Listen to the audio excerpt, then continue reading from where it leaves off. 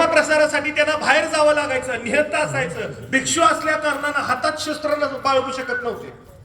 मग येणारा पुढचा जो तो लुटारू असायचे त्यांना कसं थांबवायचं, निहत्त जर थांबवायचं झालं तर काय करायला लागायचं? मार्शल आर्टची सुरुवात सुद्धा या भारतात झाली. शून्याचा शोध आपण लावलाय जगभरामध्ये. आज तुम्हाला सांगतो, जगातल्या सगळ्यात 2 नंबरचा जो धर्म जर असेल तर तो बौद्ध धर्म आहे. ते बौद्ध धर्माचे संस्थापक कुठले आहेत? गौतम बुद्ध आमच्या भारतातले. समतेचा शांतीचा संदेश देणारे महावीर जैन समाज आज जगाला समतेचा संदेश देतो. महावीर जैन कुठले? आमच्या भारतातले. गौतम बुद्ध आमचे आहेत. हे सगळं आहे. पण हे आपलं जर जगाच्या तुलनेत जर बघायला गेलो तर 124-125 कोटीचा देश या तुलनेत जर बघायला गेलो तर आज आपण कुठे आहे त्याचा विचार आज आपल्याला करावा लागेल, निश्चितपणे करावा. आज आपण सगळ्या जगाला एवढं ज्ञान देतोय, सगळं देतोय. आज आपल्यावरती संकट किती आहेत ती पाहायला लागते. आज तुम्हाला खऱ्या अर्थानं सांगतो, ज्यावेळी आपल्या पहिली आक्रमण आली, 2500 वर्षापूर्वीचं पहिलं आक्रमण आलं ते अलेक्झांडरचं आलं. द ग्रेट अलेक्झांडर यानं पहिलं आक्रमण केलं. तो पंजाब प्रांतावर चालून गेला, पाकिस्तान मधल्या पंजाब प्रांतावर. त्यावेळी तिथला राजा होता पोरस राजाबरोबर तिची लढाई झाली, झेलम नदीच्या झाली. अगदी अचानक आपली लढाईतली सगळे.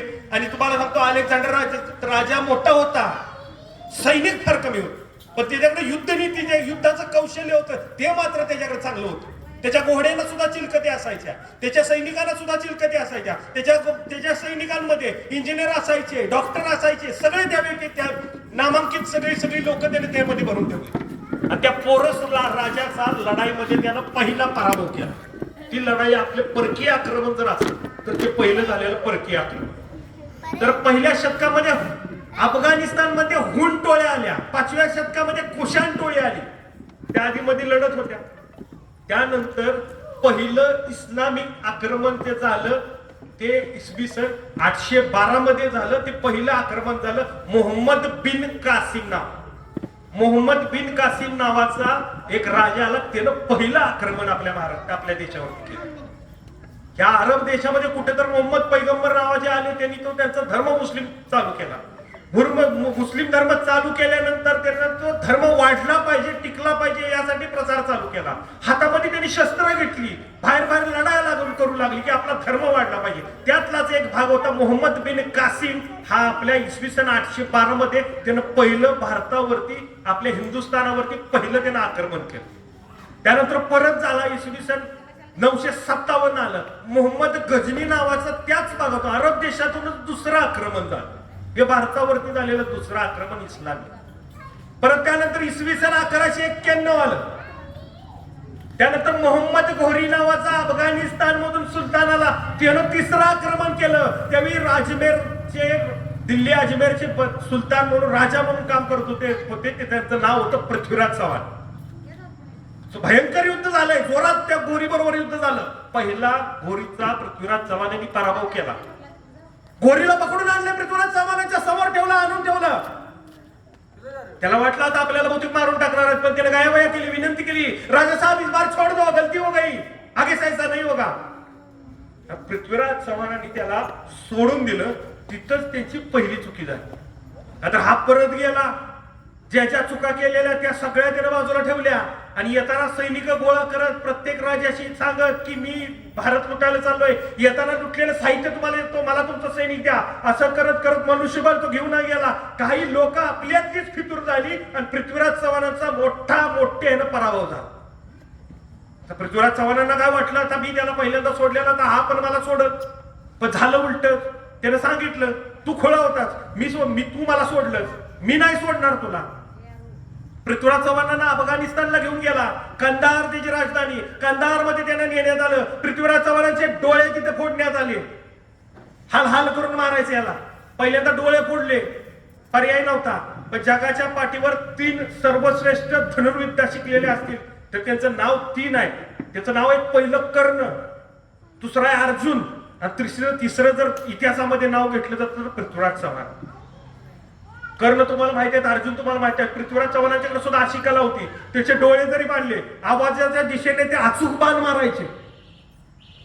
युद्ध करता कैद येत आहे, डोळे काढले, पर्याय नव्हता. त्याने काय केलं, पृथ्वीराज चव्हाणांनी त्याच्या सैनिकांना एक निरोप दिला, आता तुम्ही माझे डोळे काढलेतच, माझ्याकडे एक कला आहे. काय कला? आता डोळे काढलेत, आवाजाच्या दिशेने बाण मारतो, त्या आवाजावर मी अचूक ठिकाणी बाण लागतो.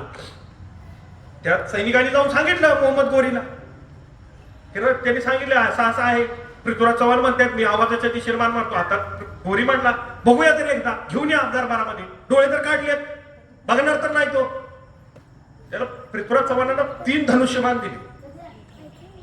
लांब अशी एक घंटा वाजवली, जवळ पहिल्यांदा घंटा वाजवली, बरोबर अचूक रित्या पृथ्वीराज चव्हाण त्या घंटेवरती बाण मारला. म्हणजे जवळ आहे, आवाज आला असेल. मोहम्मद गोरीने सांगितलं दुसरी घंटा लांब ठेवा, तिकडून वाजवा. मोठी घंटा असते ती वाजवली लांब. दुसरा बाण अचूक पुन्हा एकदा त्या घंटेवरती बसला. हे सगळे बघत होते, अचंबित झाले, अरे काय काय काय प्रकार, डोळे काढले त्याचे, आवाजाच्या दिशेने बाण अचूक लागतोय. एवढं सगळं मोहम्मद गोरीनं बघितलं आणि मोहम्मद गोरी उठून उभा राहिला आणि म्हणाला बहुत खूप. तिसरा बाण त्याच्या कंठातून बाहेर. पृथ्वीराज चव्हाण यांनी त्या मोहम्मद गोरीला मारलं. दुर्दैवाची एक गोष्ट सांगतो तुम्हाला, मोहम्मद गोरीला मारलं सोडून द्या, पृथ्वीराज चव्हाणांचा पण तिथे खांडोळ्या करण्यात आल्या, त्यांनाही मारून टाकण्यात आलं. कंधार मध्ये आज देखील मोहम्मद गोरीची मोठी समाधी आहे, तिथं बांधली आहे. आणि त्या समाधीच्या बाहेर अजून पृथ्वीराज चव्हाणांची समाधी आहे. आणि त्याच्यावरती एक चप्पलचा जोड ठेवलाय मोठा. ज्या ज्यावेळी तिथली लोक तिथं मोहम्मद गोरीच्या दर्शनाला जातात, मोहम्मद गोरीच्या समाधीचं दर्शन घेऊन बाहेर येतात आणि येताना त्या समाधीला चपलेनं मारतात. का? तर तो आमच्या राजाला मारतात. इतकी भयानक लोक आहेत, अशा विळाख्यात अडकलाय हा भारत. परत त्यानंतर 1294चा काळ, 1294च्या काळात जलालुद्दीन खिलजी नावाचा दिल्लीमध्ये सुलतान झाला.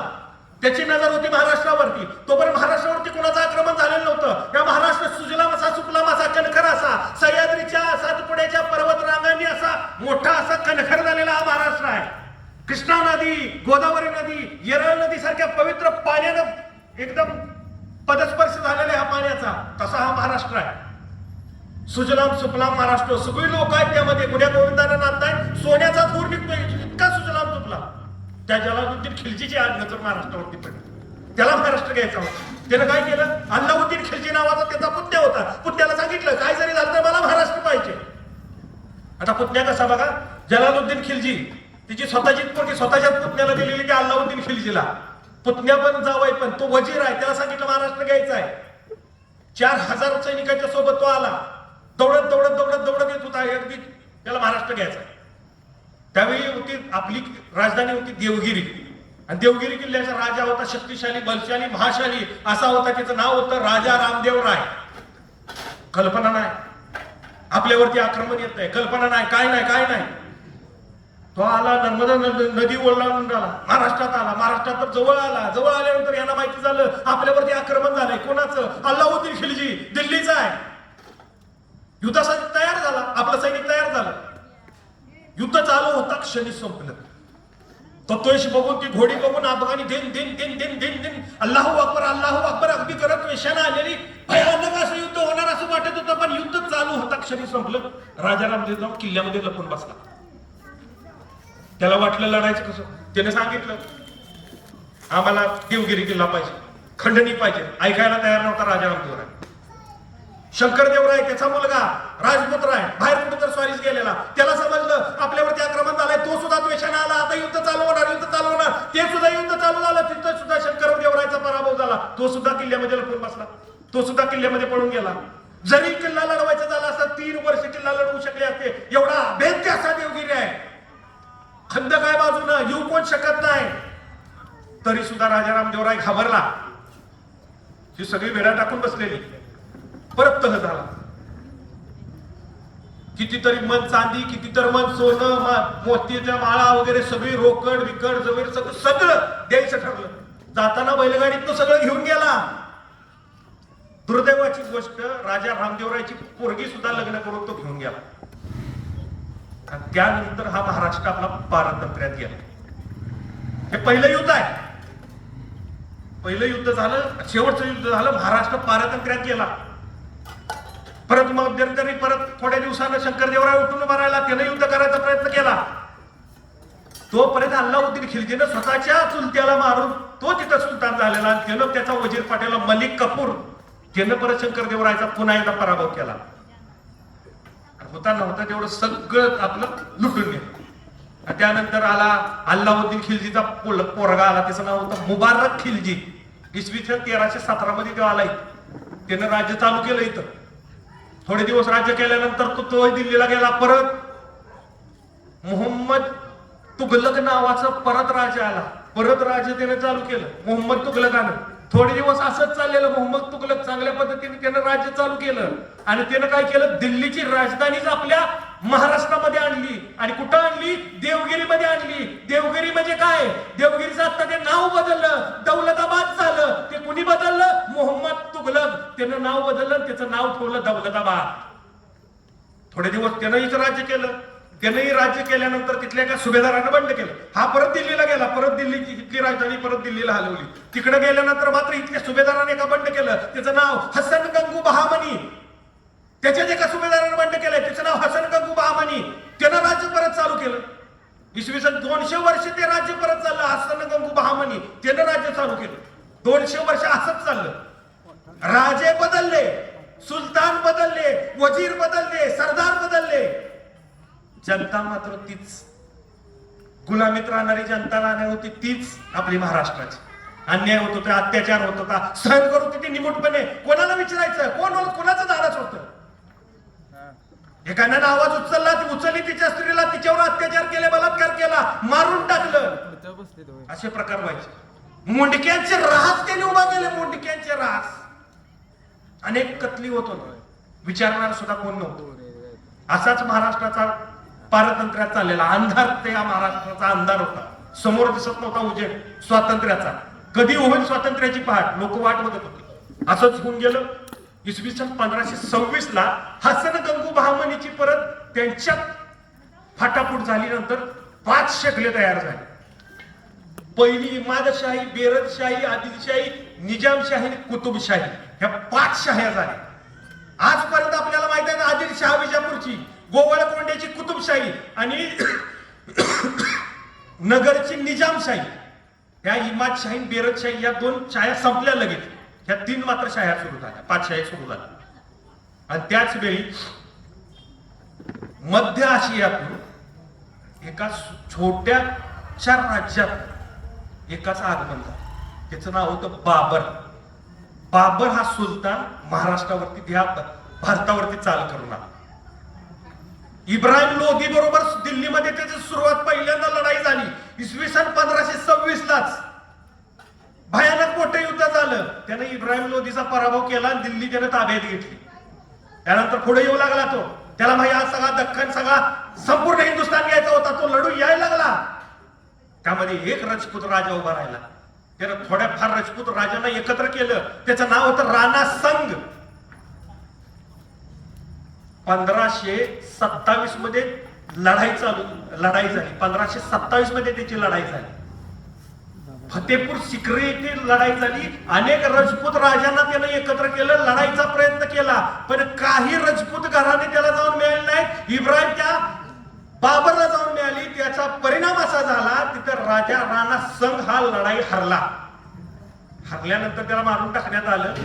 तुम्हाला सांगतो, हिंदुस्थानामध्ये एकही हिंदू राज्य त्यावेळी शिल्लक राहिलं नाही. सगळीकडे मोगलांचं या सगळ्या शाह्या होत्या. आदिलशाह, निजामशाह, सगळीकडे मुस्लिम राजवट चालू झाली भारतात. अशा परिस्थितीत या ठिकाणी शहाजीराजे या ठिकाणी आले. शहाजीराजे पहिले होते निजामशाहीमध्ये. शिवाजी महाराजचं मूळ गाव कुठलं? मूळ त्यांचं जर बघितलं तर राजस्थानमध्ये शिसोदे हे राजकारण आहे. शिसोदे गावचे ते तिकडचे आहे. सजनसिंह नावाचा पहिला तर तिकडून तो राजपुत्र आला. त्यानं काम कुठेतरी करायचं म्हणून इथं महाराष्ट्रामध्ये आला. तो मोगलांच्याकडे वगैरे तो काम करू लागला. सजनसिंहांची 15वी पिढी बाबाजी भोसले. बाबाजी भोसलेंना 2 मुलं, मालोजी भोसले, विठोजी भोसले, मालोजी भोसलेंना परत 2 मुलं, शहाजी आणि शरीफजी. शरीफजी एका युद्धात वारले.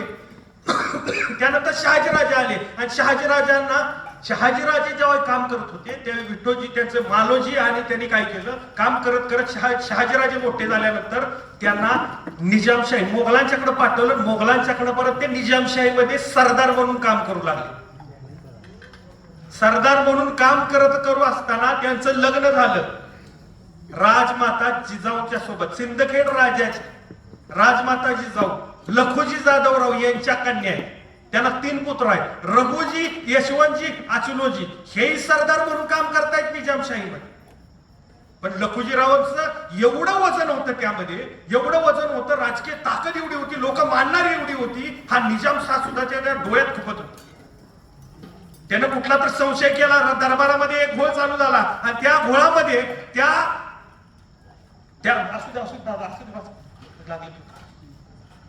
लखुजी जाधवांना निजामशहानं त्या ठिकाणी ठार मारलं. दरबारामध्ये लखुजी जाधवांना मारलंय. 3 पुत्र रघुजी, यशवंतजी, अचलोजी, त्या तिघांनाही ठार मारलं. डोळ्या देखत कुणाच्या शहाजीराजांचा चुलत भाऊ पण त्यामध्ये गेला.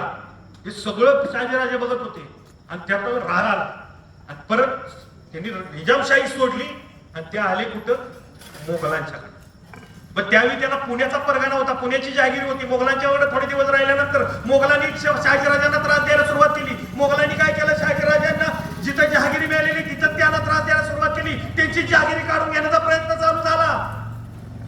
परत शहाजीराजे आले, पुण्यामध्ये आले. पुण्यामध्ये किती साली आले, 1628. सगळं जाऊ दे, आपण स्वराज्य उभा केलं पाहिजे. आपण एक दृढ निश्चय केला पाहिजे की आपल्या महाराष्ट्राला स्वातंत्र्य मिळालं पाहिजे, हिंदवी स्वराज्य उभा केलं पाहिजे. म्हणून शहाजीराजांनी पहिला प्रयत्न 1628 मध्ये केला, पुण्यामध्ये केला. आणि त्यांनी पुण्यामध्ये टोले जंगवाडे होते, सगळी सत्ता होती, सगळं होतं, सगळी लोक एकत्र केली आणि स्वतःच राज्य त्यांनी 1628 मध्ये चालू केलं. 1628 मध्ये थोडे दिवस चालू होतं. इकडे मोगल बघत होते, इकडून आदिलशाह होता, इकडून निजामशाह होता, इथं गोळकोंड्याचा कुतुबशाह होता. आता आदिलशहाने काय केलं, हे स्वतःच स्वराज्य उभा केल्यानंतर त्यांनी काय केलं, त्याने एक सरदार पाठवून दिला. त्याचं नाव होतं रायाराव. हा रायाराव पुण्यामध्ये आला. पुण्यामध्ये त्याने शहाजीराजांच्या बरोबर एवढं भयानक मोठे युद्ध केले, अनेक कत्ले केल्या, आपल्यातल्या लोकांच्या भरपूर जणांच्या कत्ले केल्या, अनेक स्त्रियांच्यावरती अत्याचार केलं.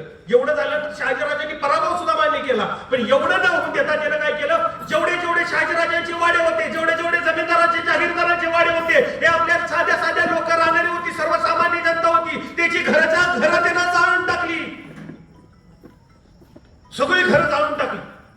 सगळी जमीन पिकाऊ होती, त्या पिकाऊ जमिनीमध्ये त्यानं गाढवाचा नांगर फिरवला आणि माणसाची कवटी जिथे एक पहार रोवली जमिनीमध्ये. पुण्याच्या जमिनीत एक पहार रोवली, त्याला माणसाची कवटी अडकवली आणि तिथं सांगितले त्या वस्तीला, जनतेला, रयतेला, इथं वस्ती करणं जर अशुभ, इथं वस्ती करणं त्याचा निर्वंश होईल, म्हणून चला पुण्यात निघून जावा. त्या भकास होस पडलेल्या पुण्यातून सगळी आमची जनता निघून गेली, सगळी रयत निघून गेली. शहाजीराजांना प्रश्न पडलेला, काय करायचं. राजमाता जिजाऊ तर गरोदर आहेत, प्रयत्न करायचं, काय करायचं.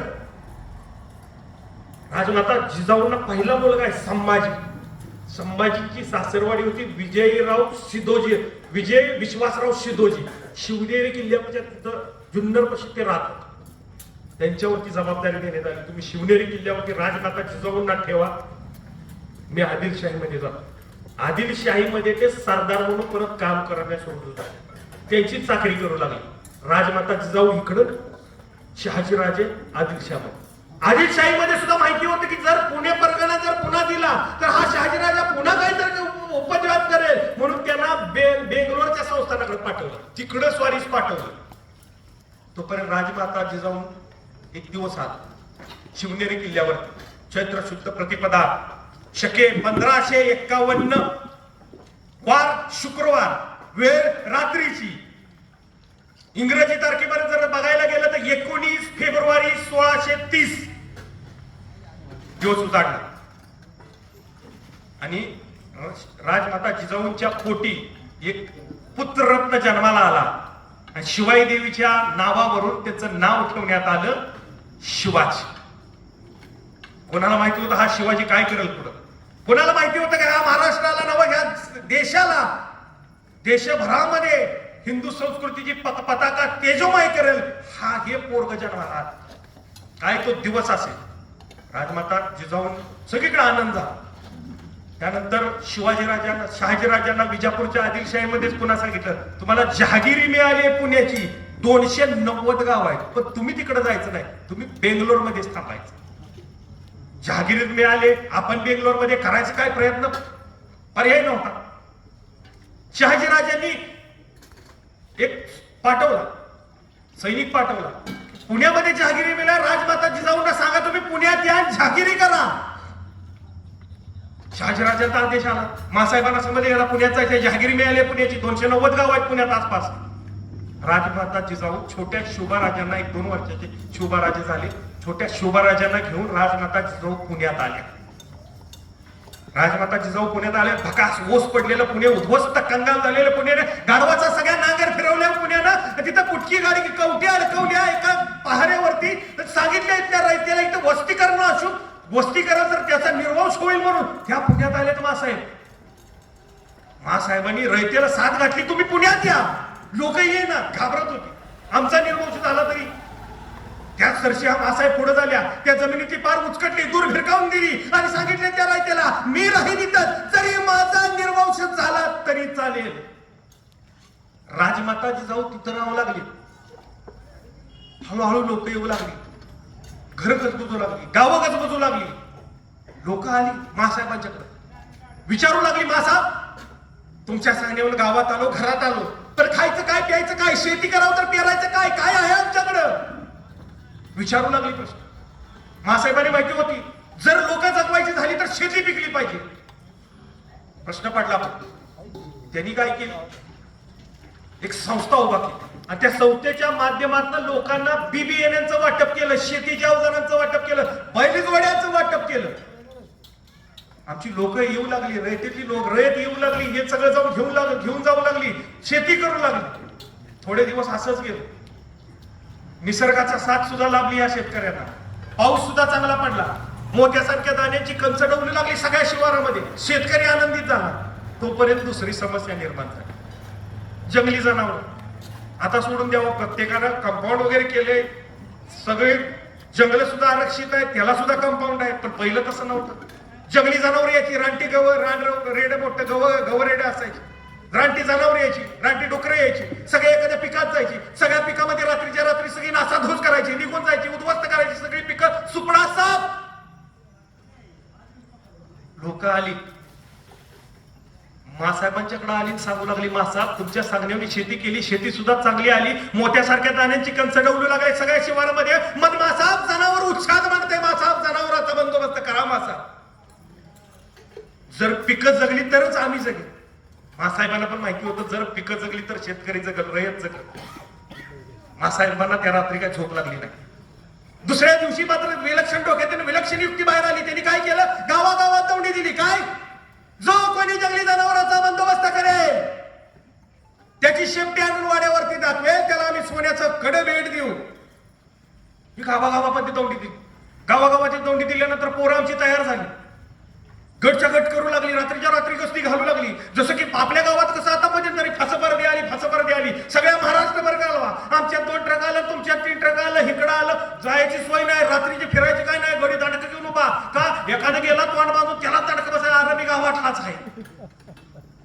फासपर्दी काय कुठल्या महाराष्ट्रात आली नाही, कुठली 2 ट्रक 3 ट्रक, एक माणूस मी कधी बघितला नाही. मात्र सगळ्या गावात इथं नसल, तुमच्यात पण असेल, आमच्या पण गावात इथं 2 गावली, तिथं 3 गावली. तेव्हा मला विचारते, अरे मला कळते तुझ्याच गावात गावली, तेव्हा म्हणते नाही तुमच्या गावात गावली. व्हॉट्सअप युनिव्हर्सिटी फ्री टाका, 4 गावली 5 आली. एका गावातल्या बुवाने सुद्धा मार खाल्ला, साधू एखाद्या गावात आलाय त्याला सुद्धा धोपाटला. काय आमच्या कराडमधला एक फकीर, त्याला मी कधी आठवण नसेल, ते आलं, ती गावात 6, 7, 8 पर्यंत थांबलं, शेवटची त्याची इष्टी चुकली. ती गावात दिवसभर होतं की, आता गावातल्या पोरांनी काय माहित, ती फकीर आपलं बसले मारुतीच्या देवळात, हे त्यानं काजळ बिजळ लावलेलं सगळ्या डोळ्यात सुरमा बेरमा घातलेला हे आलं रात्रीचं बाहेर पाणी बिनी प्याला चोळ भरायला बघितला पोराने त्याच वाटत फसं पाहिजेच आहे हे बे बे बे पतडून काढला शेवटी त्यानं आधार कार्ड दाखवलं अरे मी कराडच आहे मी इथं का आलेलं म्हणलं मागायला रात्री तुमच्या गावातली इष्टी चुकली मग हिथंच झोपली सकाळची इष्टीन जायचं होतं तवर गाडीने निळा केला त्याला परिस्थिती त्यांनी त्याची गावागावात तोंडी दिली जो कोणी जंगली जनावरांचा बंदोबस्त करेल त्याला त्या जनावरांची शेपटी आणून वाड्यावरती दाखवेल त्याला आम्ही सोन्याचं कडं भेट देऊ गावातली तरी माझ्या पोरं उठून उभा राहिली गस्तीच्या गस्ती घालू लागली एखादं जनावर दिसलं की त्याला पळवून ताणून मारू लागली आणि त्याची शेपटी आणून वाड्यावरती आणून दाखवू लागली आणि सोन्याचं कडं भेट मिळवू लागली झालं असं एके दिवशी रात्री 1:30-2चा प्रहर असेल सगळा लाल मानता संत शांत निद्रिस्त झोपलेला तेवढ्या 4-5 पोरांचा गलका बाहेर चालू झाला ते बघायला रखवालदार गेला रखवालदार म्हणणार दंगा का करताय मासाहेब झोपले असतील आता सगळ्या राजवाड्यात माणसं झोपली ती लाल महालात झोपली ती तुम्ही बाहेर त्या दंगा लावलाय ती पोरं म्हटली नाही आम्हाला मासाहेबांना भेटायचंय सकाळी कोंबडं आवडू दे नुसतं दिसू दे तुला लगेच मासाहेबांना गाडी घालून देतो नाही आम्हाला आत्ता भेटायचं अरे प्रहर किती झाला मासाहेब झोपले असलेल्या मी रखवालदार आहे मला माहिती नाही आम्हाला आत्ताच मासाहेबांना भेटायचं त्याचा वादविवाद चालू होता तेवढ्यात सगळा लाल महाल जागा झाला राजमाता जिजाऊ जागा झाली शोभाराजे छोटे जागे झाले काय चाललंय प्रकार काय रखवालदाराला हात मारली कोण आहे रे तिकडे रखवालदार पळला मासाहेब इथली आसपासची गावाची पोरं आले तर तुम्हाला भेटायचं म्हणते मासाहेब म्हणायला पाठव काहीतरी समस्या असेल काहीतरी अडचण असेल एवढ्या रात्रीचा माणूस काय येतं काहीतरी समस्या असेल म्हणूनच येतो रखवालदार म्हटला जी पाठवतो रखवालदारांनी 4-5 पोरांना घेऊन पाठवला मासाहेबांनी लांबनच विचारलं का रे पोराडू का आला एक पोरग फुसार दिवशी पुढे झालं सांगू लागला मासाहेब तुम्ही दौंडी देते ना जो कोणी जंगली जनावरांचा बंदोबस्त करेल त्याला सोन्याचा आम्ही कडे भेट देऊ मासाहेबांनी हो दिलेली की ही काय मग जनावरच अक्का घेऊन आलोय बघा हे आंध्र पुढं एक जण पाठीवनं डवलात आला आणि जनावरच मासाहेबांच्या पुढे टाकलं मासाहेबांनी एकदा त्याच्याकडे बघितलं त्या एकदा पोराकडे बघितलं आणि डोक्यावर हात मारला मासाहेब म्हणाला अरे आम्ही दौंडीत असं पण सांगितलं सगळ्या जनावर आणून दाखवू नका त्याची शेपटी आणून दाखवली तरी चालेल आम्ही सोन्याचं कडे भेट देऊ की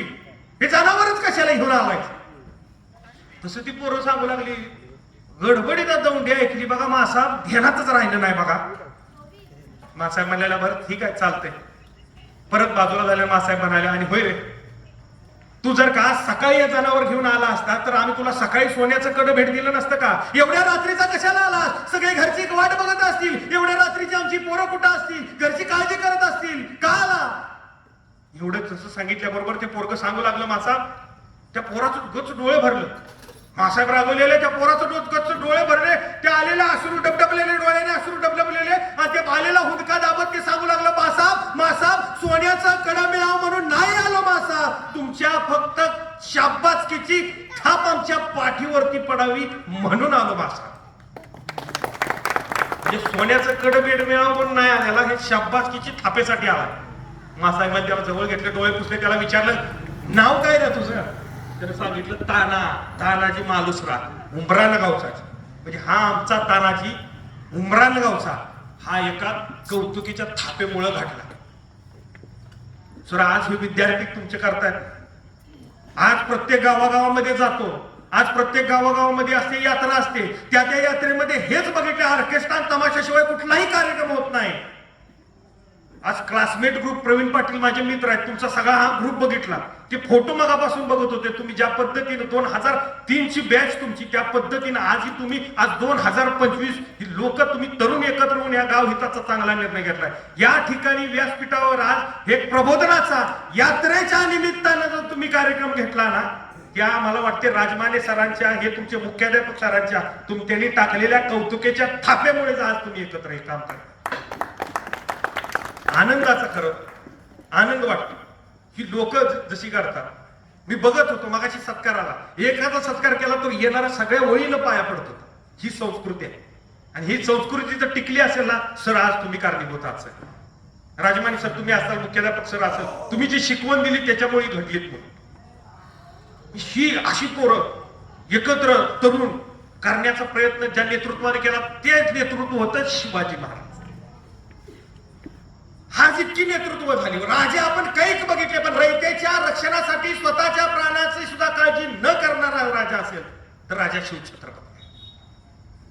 400 वर्ष झालेत राजाला अजून विसरू शकलेलं नाही आपण. एक एक एक एक मावळा असाच गोळा केलाय. अहो का आले? 4 पैसे मिळावे म्हणून नाही, स्वराज्य उभा करायचा, स्वतःच राज्य उभा करायचं आहे. शिवाजी महाराजांच्या एका हाकेमुळे एकत्र येऊन उभा. तो राजा माझ्यासाठी मारायला तयार आहे, मी पण राजासाठी मारायला तयार, म्हणून आलेत लोक. संभाजी कावजी रस्त्यातून निघालेत राजे. एक ताकदीचा माणूस दिसला, एखादी तार वाकवायची फार वाकवत निघालेला बघितलं, ताकद कसली प्रचंड अफाट. जवळ गेले राजे, गेले, विचारलं काय करता?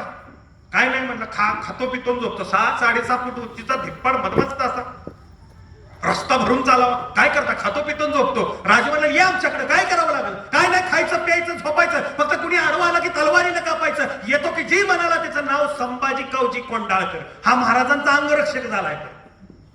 राजे एक दिवशी असेच गेलेले, ह्या सगळ्या पोरांना, तरुण पोरांना एकत्र करायचे, एका जंगलामध्ये जायचे. जंगलामध्ये सगळ्यांना तलवारबाजीचं युद्धकलेचं प्रशिक्षण द्यायचे. पण जंगलामध्ये काय चाललंय कुणाला काय कळू नये. असं एक मोठं झाड आहे, त्या झाडावरती मोठे खोनीचं पोरगं ठेवलेलं. जर कोण अनोळखी व्यक्ती आपल्या दिशेने येताना दिसली की तो मोराचा आवाज काढ. मोराचा आवाज म्हणजे खून, म्हणजे आम्हाला काय समजून जाईल की कोणतरी अनोळखी व्यक्ती जंगलामध्ये येते. आम्ही सगळा डाव बंद करतो आणि विठ्ठी दांडूचा खेळ चालू करतो. शिवाजी महाराजांचा डाव अतिशय रंगात चालू आहे. एक दिवस तिने सांग झाले, सगळे युद्धकले, तलवारबाजी कोण शिकते, कोण सगळीकडे चालू आहे, कोण कुस्ती खेळते, कोण मल्लखांब करते, सगळं चांगल्या पद्धतीने चालू. अनोळखी व्यक्ती कोणतर त्या दिशेने येताना दिसली, मोराचा आवाज आला. अरे मोराचा आवाज येतोय, मोराचा आवाज एकसारखा येतोय, आवाज ऐका, आवाज ऐका. सगळा डाव बंद झाला. मोराचा आवाज एकसारखा येतोय, कोणतर अनोळखी व्यक्ती येते, सगळा डाव थांबवला. ते आपलं खुनीचं पोरगं खाली आलं, तोपर्यंत झाडावलं मोराचा आवाज काढत काढत आलं आणि त्या अनोळखी व्यक्तीच्या पुढ्यात उभं राहिलं. ते म्हणाले कुठं आत चाललाय? ते मला म्हणला छोट्या शोभाराजांना भेटायचं, चल मी गाठ घालून घेतो. ते खुनीचं पोरगा आलं, छोट्या शोभाराजाच्या सोबत नेऊन त्याला उभा केलं. राज तुम्हाला भेटायचं कोण आलंय बा? राजा म्हणाले कोण रे तू, आणि काय काम काढलंस आमच्याकडे? तर ते पोरगा सांगू लागलं, महाराज मी हितलाच आहे. बरं काय काम काढलंस? मला बी घ्या की तुमच्या खेळात सामील करून. म्हणजे खेळात सामील करून गेला, एवढ्या लांब आलास खेळायसाठी? मग खेळ चल आमच्यात. नाही नाही, हे आत्ताच्या खेळात नाही, मी याच्या आधी काय चाललेलं तर त्या खेळात मला यायचं आहे. म्हणजे खेळात समजलेलं इथं काय चालतं. राजा म्हणाले का घ्यायचं तुला, काय येतं तुला? तो सांगू लागला कुठल्याही प्राण्याचा आवाज काढतो, कुठल्याही पक्ष्याचा आवाज काढतो, आणि वेषांतर तर असं करतो की तू राजा तुम्ही पण ओळखायचं नाही सा, एवढा झाली माहिती. राजा म्हणाला मग ये आत्तापासूनच खेळात. नाही नुसतं आत्ता तुम्हाला सांगाय आली, मी उद्यापासून येणार. तू म्हणला का? मला घरात सांगावा दिला पाहिजे. राज म्हणाला चालतं ये, घरात सांगावा दे. राजाच्या मनात प्रश्नचिन्ह, ह्याला घ्यायचा का नाही घ्यायचा, तू ह्या स्वराज्याच्या रक्षणात घ्यायचा, विश्वास कसा ठेवायचा अनोळखी व्यक्तीवर? पुढे व्यक्ती निघाली. परत काय झालं कुणास ठाऊक, परत मागं फिरली आणि राजाला सांगू लागली, राज एक सांगू का? राजा म्हणाला सांग की. काय नाही, बाहेर झाड आहे, त्या मोठ्या झाडावर तुम्ही एक पोरग ठेवले. होय ठेवले की. ती कोण तर आत यायला लागले की ती मोराचा आवाज काढते.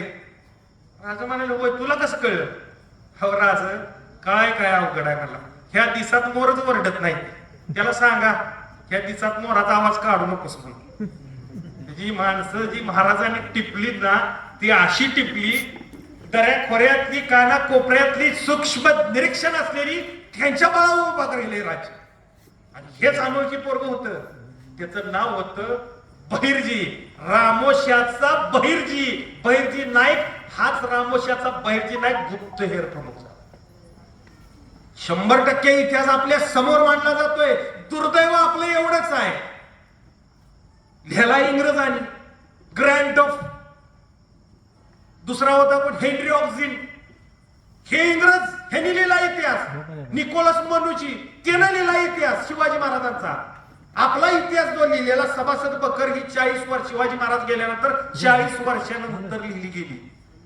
समकालीन इतिहासाची साधनं जर बघायची झाली तर त्यांची आहे. संभाजी महाराजांचा इतिहास लोकांना समजणार नसता. कोणी लिहिला संभाजी महाराजांचा इतिहास? साकी मुस्तैद खान, खुफी खान, ईश्वरदास नागोरी. औरंगजेबाचे तिन्ही लेखक आहेत. दोन, औरंगजेबाला एक सवय होती, रोज निश्चित तो लिहून ठेवायचा, मी आज काय काय केलं. सगळा इतिहास सगळ्या जगाला माहिती झालं पाहिजे मी काय करून ठेवलंय. साकीब मुस्तेद खान, खुफी खान हे लेखनिक होते. सगळं औरंगजेबानं रोजचं रोज काय केलं, त्याच्या स्वराज्यामध्ये काय घडलं, कुठं लढाई झाली, काय झालं, हारलं जिंकलं, सगळं लिहून ठेवायचे. खरा इतिहास. आणि तिसरा होता त्यांचा असाच एक साखरे करणारा ईश्वरदास नागोरी, त्यालाही लिहायची सवय होती, त्यानं इतिहास लिहून ठेवला. हा इतिहास आपल्या लोकांनी लिहिलेला नाही. आज संभाजी महाराजांना एवढे अन्याय अत्याचार झाले, सगळं त्यांचं नाव इतकं आतापर्यंत आपण खराब होतो. एका एका नाटकात एंट्री त्यांची दारू पिताना दाखवली, मोहित्यांची मंजुळा, थोरातांची कमळा, अशी स्त्रियांची नावं त्यांच्या बरोबर जोडली. ज्यावेळी खरा इतिहास बाहेर आला तो कुणामुळे आला? त्या औरंगजेबाचे लेखनिक होते त्यांच्यामुळे आला. संभाजीराजांना कसं मारलं ते त्यांच्यामुळे कळलं. हे तितकंच खरं. ह्या सगळ्या तरुण पोरांना एकत्र केलंय शिवाजी महाराजांनी आणि स्वराज्याची स्थापना करायचा निर्णय घेतला. आणि पहिले स्वराज्याचा स्थापन केलं, त्यांनी शपथ घेतली स्वराज्याची. आणि पहिल्यांदा त्यांनी घेतला तोरणा किल्ला पुण्यातला. पुण्याच्या इथला तोरणा किल्ला वयाच्या 16व्या वर्षीच घेतलाय. इसवी सन 1646 त्यांनी पहिला किल्ला घेतला बघा. तोरणा किल्ला घेतल्यानंतर तिथे त्याला गुप्तधन सापडलं.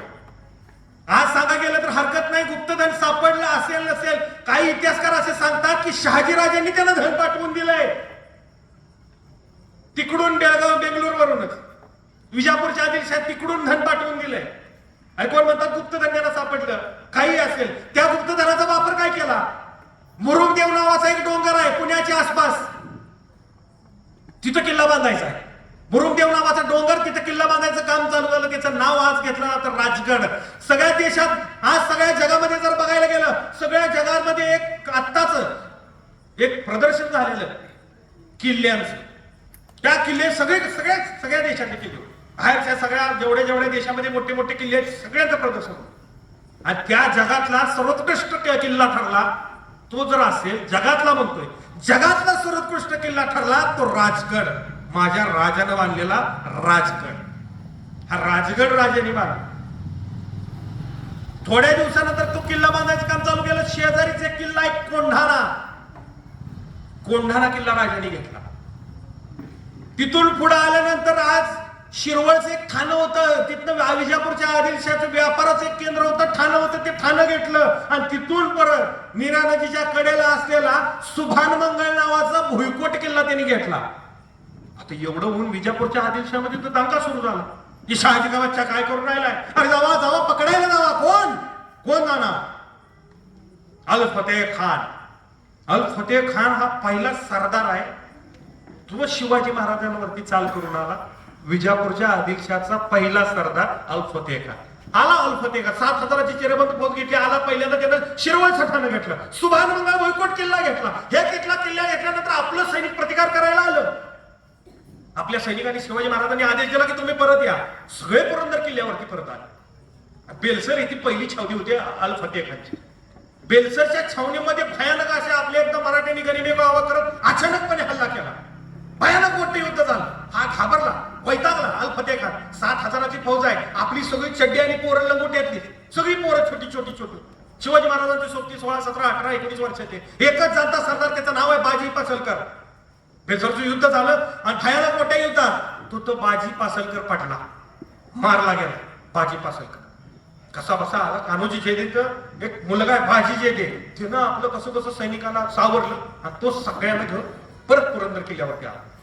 दुसऱ्या दिवशी पहाट झाली. हा खान ऐकायला तयार नाही. अल फतेह खान अचानक हल्ला केलाय, गनिमिकावा केलेला, हल्ला केलेला, वैतागलेला खान. अल फतेह खान 7000ची फौज, हत्ती, घोडा, उंट, तलवारी, शमशिरी, भाले, तोफा बिपा सगळं युद्धाचं साहित्य घेऊन त्यानं पुरंदरवरती किल्ल्यावरती हल्ला केला.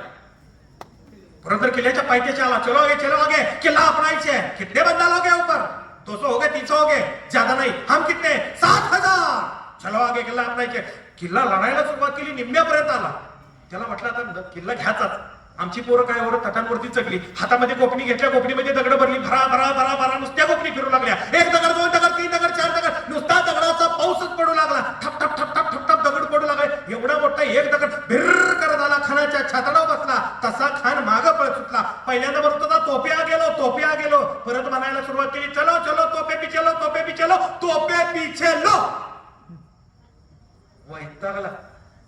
अरे म्हटलं कैसे है मराठे, पत्थरों से खेळते हैं.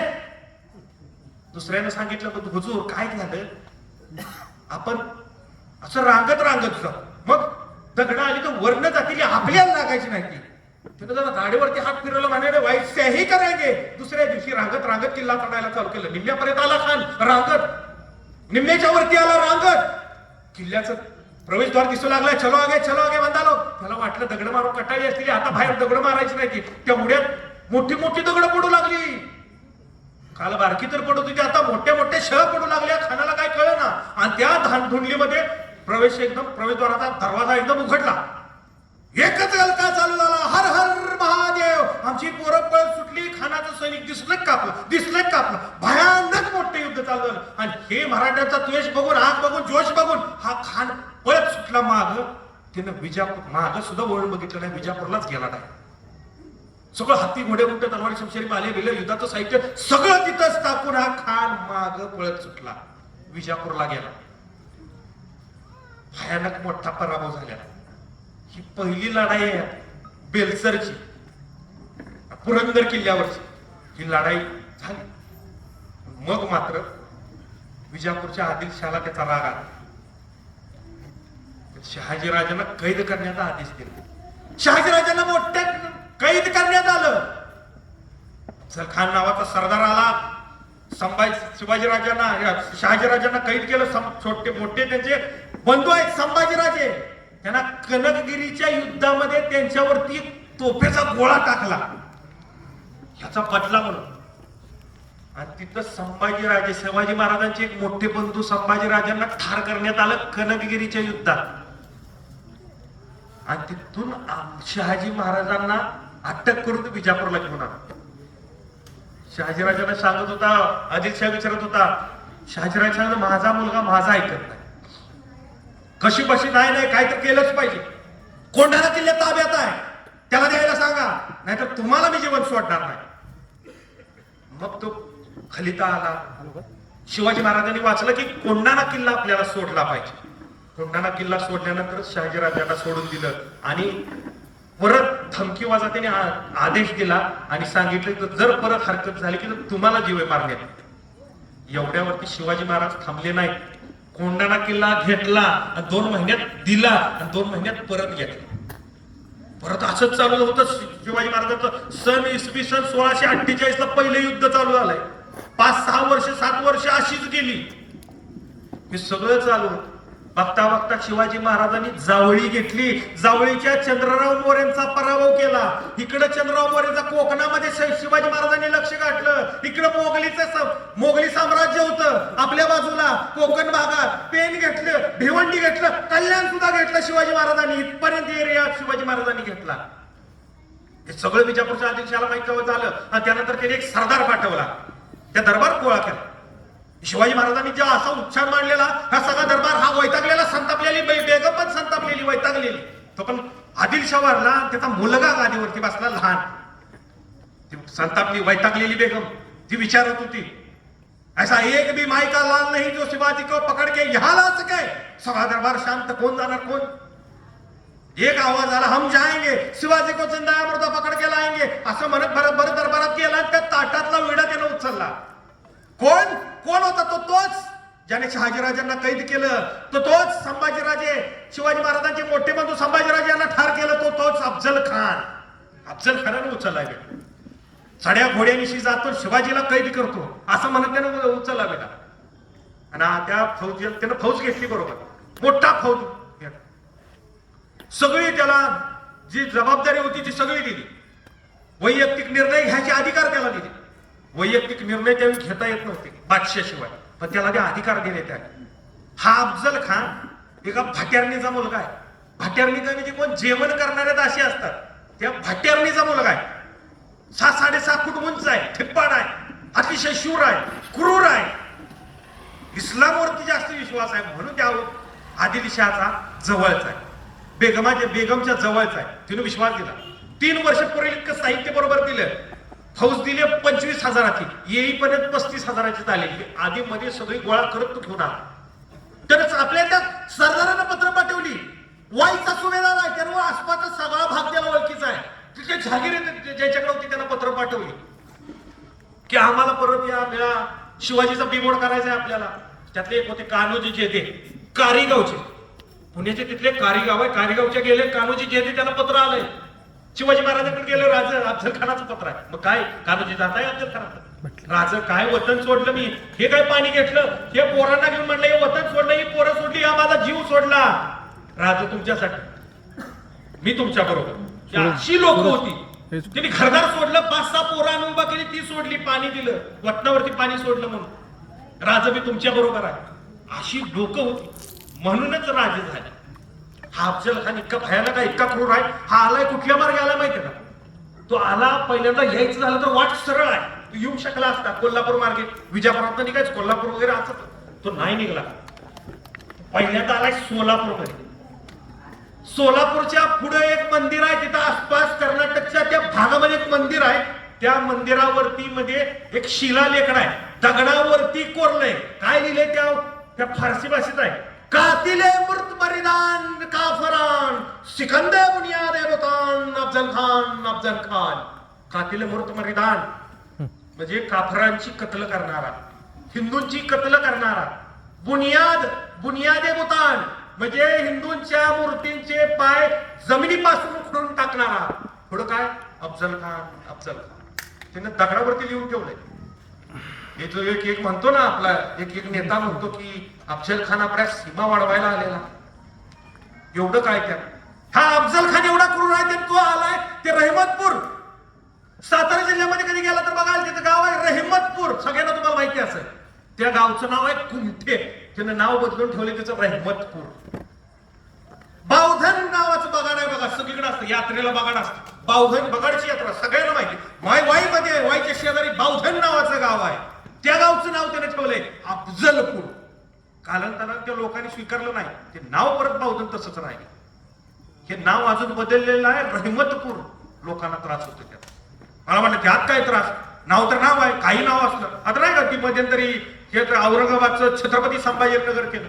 अरे कोण कुठला औरंगजेब, काय संबंध त्याचा? अरे तो जगायला आलेला बाबर, मध्य आशियातून. बाबर आला, त्यानंतर त्याचा हुमायून पोरगा आलं, त्यानंतर जहांगीर आला, त्यानंतर अकबर आला, त्यानंतर हा खुर्रम, औरंगजेबाचा बाप खुर्रम, त्याचं नाव शहाजहान. आणि शहाजहान नंतर कोण आला? औरंगजेब. कुठून आले? मध्य आशियातून. काय संबंध यांचा? ह्यांची नाव आमच्या शहरांना. एवढंच. मग सांगितलं एकाला, एक जण असाच म्हणत होता, म्हणजे तुझ्या पोराचं नाव काय? तो म्हणला अक्षय. मग म्हण की अकबर ठेवू द्यापासून, तुझ्या पोराला सांग अकबर म्हणायला. नावात मी म्हणत नाही. एखाद्या गावाला मुस्लिम दष्टा नाही, एखाद्या गावाला नाव द्यायचं आहे, द्या. डॉक्टर अब्दुल कलाम नगर, अभिमानानं छाती भरून येईल. डॉक्टर अब्दुल कलाम अशी नावं घ्या. आम्ही म्हणत नाही. ज्यांनी देशासाठी बलिदान दिले, देशासाठी एवढं मोठं कार्य केले, नाव द्या. पण अनेक आपल्या लोकांच्या कतली केल्या, अनेक हिंदूंच्या कतली केल्या, अनेक स्त्रियांच्या आबरू लुटल्या, त्यांची नावं आमच्या शहरात. या असा औरंगजेब आहे, क्रूर आहे. आलाय तो पहिल्यांदा आला सोलापूरमध्ये, सोलापूरमधून आला तुळजापूरला आदेश दिला, तुळजापूरचं मंदिर फोडा. फोडलं मंदिर, अवशेष बघायला मिळतात. मंदिर सुद्धा फोडलं, मूर्ती फोडली तिथं, परत बसवली. परत आला, तुळजापूरचं मंदिर फोडल्यानंतर का? शिवाजी महाराजांना हल्ला झाल्याचं माहिती झालं पाहिजे की मंदिर फोडली आहेत. शिवाजी महाराज आले पाहिजेत बघाय, उघड्या मैदानावरती लढायला आले पाहिजे. शिवाजी महाराज येत नव्हते, माहिती होतं उघड्यावर लढणं शक्य नव्हतं खानासोबत. तो आलाय पंढरपूरमध्ये. पंढरपूरच्या तिथं त्याला समजलं की आता पंढरपूरची मूर्ती फुटणार. त्या पडव्यानी काय केलं, पंढरपूरच्या नदीच्या पलीकडे एक गाव आहे, त्या गावाचं नाव आहे देगाव. त्या देगाव मध्ये एक विहीर आहे, विहीर मध्ये एक मोठी विहीर, त्याच्यामध्ये एक जाई आहे, जाईमध्ये खाली पाण्याच्या खाली एक दिवळी आहे. पहिली पंढरपूरची मूर्ती चल मूर्ती होती, इकडून तिकडून नेता येणारी ही पंढरपूरची विठोरायाची मूर्ती, ही आपल्या पांडुरंगाची मूर्ती त्या विहिरीमध्ये लपवली. म्हणूनच ती मूर्ती वाचली. 400 वर्षात बडव्यांनी केलेलं एवढंच चांगलं काम, पंढरपूरची मूर्ती वाचली. ती त्यांच्यामुळे वाचली, देगाव म्हणून ठेवली. तो आला तर म्हसवड मध्ये, वरकुटे, मलवडी, म्हसवड असं करत आला. फलटण मध्ये आला, फलटण मध्ये सईबाईंचा भाऊ आहे, तो त्यांच्या बरोबरच आला युद्धाला. आलाय कोणाबरोबर? अफजल खाना बरोबरच. पण त्याला कैद करून टाकला आणि शिवाजी महाराजांना पत्र पाठवलं की तुझ्या मेहुण्याला कैद केले. कित्येक खुनांची खंडणी त्यावेळी घेतली, परत बाजीजीला सोडून दिला. हा अफजल खान आलेला आपल्या लोकांची तो त्याच्या बरोबर आला त्यांचीच तो कदर करत नव्हता. हा असाच आला वरकुटे फलटण मार्गे रहमतपूर मार्गे हा वाईमध्ये दाखल. वाईमध्ये दाखल झालेल्याच्या आधीच जसं शिवाजी महाराजांना कळालं, शिवाजी महाराजांचं युद्धनीती बघा, युद्धशास्त्र बघा, उघड्या मैदानावरती लढणे शक्य नव्हतं म्हणून त्यांनी काय केलं, प्रतापगडावरती आले. ज्यावेळी जावळी जिंकली ना त्यावेळी खरप्या नावाचा एक डोंगर त्यांना दिसला, तिथं किल्ला बांधायचं त्यांनी काम दिलं आणि तिथं किल्ला बांधून पूर्ण झालेला, त्याचंच नाव ठेवलेलं प्रतापगड. हा शिवाजी महाराजांनी बांधला बघा किल्ला. जावळी जिंकली त्या प्रतापगडावर शिवाजी महाराज गेले. तोपर्यंत वाईमध्ये हा अफजल खान आलेला. वाईच्या अफजल खानाला माहिती होतं की आता आपण वाईमध्ये सगळं माहिती होतं, त्याला सुभेदार आहे. शिवाजी महाराज कुठं आहेत त्यांनी माहिती काढली. शिवाजी महाराज प्रतापगडावरती आहे. कृष्णाजी भास्कर वकील पाठवला. काय पाठवलं म्हणजे तू शरण ये, तुला काय तुला जीवन पाहिजे असलं असतं शरण ये. तिथे गेले कृष्णाजी भास्कर, शिवाजी महाराजांना भेटले, म्हणाले सगळ्या पहिल्या चुका आम्ही तुम्हाला माफ करतो, तुमच्या वडिलांच्या पेक्षा तुम्हाला आम्ही दरबारामध्ये जास्त मान देतो, तुम्हाला अधिक जहागिरी देतो, पण तुम्ही चला अफजल खानाला येऊन भेटा. त्यांनी आपला वकील गोपीनाथ पंत बोकील फलटण गावची तिथली हिवरे म्हणून गाव आहे नगरच्या फलटणच्या, त्या कुठेतरी गाव हिवरे नावाचं गाव आहे सासवड जवळ. या हिवरे गावचे हे गोपीनाथ पंत वकील आहे. अत्यंत जिजाऊ राजमाता जिजाऊंच्या शिवाजी महाराजांच्या विश्वासातले त्यांना वकील दिले. गोपीनाथ पंत वकील ह्या कृष्णाजी भास्कर बरोबर गेले. तिथं बैठक झाली आणि त्यावेळी काय केलं त्यांनी, जाताना येताना अनेक सैनिकांना लाच दिली आणि त्या लाच देऊन तिथून माहिती काढली. काय काढली माहिती की शिवाजी महाराजांना गोड बोलून त्याच्याबरोबर समेट करावा, बैठक घ्यावी आणि दगा करून त्यास मारावे. त्यांना समज. त्यांनी जाऊन शिवाजी महाराजांना लगेच सांगितलं की असा असा अफजल खानाचा डाव असा आहे, राजा आपल्याला सांभाळून घेतलं पाहिजे.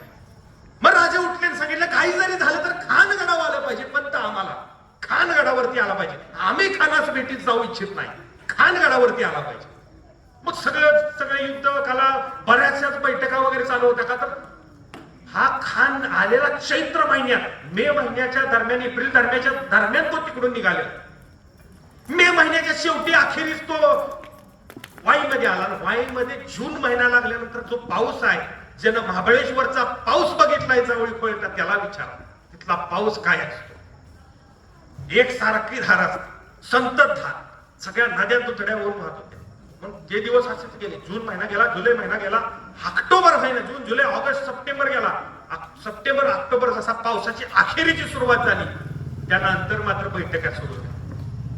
खानगडावरती यायला तयार नव्हता, राजे खाली जायला तयार नव्हते. कसा बसा मग सांगितलं गोपीनाथ पंत वकील, नाही खान साहेब जर तुम्ही गडावरती नाही आला तर राजे निघून जातील दुसरीकडे कुठे, तर परत तुम्हाला त्याच्या पाठीमागून यावे लागेल, राजा घाबरतो तुम्हाला.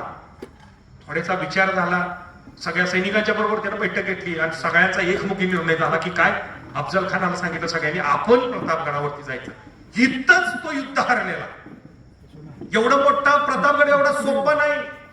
तुम्ही जाता गाडी घेऊन जाता, हायवेने जाता, डांबरी रस्ता केलाय गाड्याच्या पाहिजेची जाता तुम्ही. पावसाळ्यात कधी तर जाऊन बघा, 5 फुटावरचं धुकं असतं, दिसत सुद्धा नाही, एवढा भयानक आहे पाऊस, भयानक. दिवसा गेला जंगलातून इतका मोठा अंधार पडतो तिथं, एवढी दाढी बिकट आहे, माणसं सोडा पाखरं सुद्धा नसते त्या जंगलामध्ये, सूर्याची किरणच पोचत नाहीत, असा नुसता अंधार असतो जंगलामध्ये. एवढा भयानक. आत्ताचा जर जंगल असेल त्यावेळेचं जंगल विचार करा, आता जायला रस्ते आहेत त्यावेळेचं जंगल विचार करा, रस्ते नाही. अफजल खान निघाला शिवाजी महाराजांच्या भेटीला. हा अफजल खान कसा बसा 10 निम्म सैनिक त्यानं वाईमध्ये ठेवले, निम्म सैनिक त्यानं 10,000 सैनिक बरोबर घेतले आणि तो आला प्रतापगडाच्या पायथ्याशी. शिवाजी महाराजांना त्यानं सांगितलं की आता भेटीचा दिवस ठरलेला, भेटीचा दिवस आहे 10 नोव्हेंबर 1659, भेटीचा दिवस ठरलेला. तो आला पायथ्याशी. आता त्याला वाटलं भेट कुठं व्हायची, पण ते सांगितलं गडावरती भेट झाली पाहिजे. शिवाजी महाराजांनी आधीच सांगितलेलं की तुम्ही नुसती भेट, तू त्याला खानगडावरती येऊ दे, परत आपण जसं पाहिजे तसं त्याला नाचवायचं. त्याने सगळ्या मागण्या आधी केलेल्या अफजल खानाला सगळं शिवाजी महाराजांनी अटी मान्य केलं. हा ठीक आहे, हा ठीक आहे, हा ठीक आहे. आणि जसा तो खान पायथ्याशी आला त्याला म्हणजे आता नाही, आता आम्ही सांगाल तसं होईल. कसं? खान गडावरती नाही येणार, मग भेट कुठं? मध्येच एक माची आहे तिथं. असं का? नाही, गडावरती येणं शक्य नाही. खान राजे घाबरतात, बाकीचे लोक घाबरतात. खानाला समजेना, पर्याय नव्हता, काय करायचं? इथपर्यंत आलं, शिवाजीराजे नाही भेटले तर का? पलीकडच्या वाटेनं महाडच्या दिशेने ते निघून जातील कोकणामध्ये, पर्याय नव्हता. हा खान भेटीसाठी तयार झाला. बरं ठीक आहे, माचीवरती लढाई होईल. आता एखाद्या बँकेत जातो बघा तुम्ही, एखादी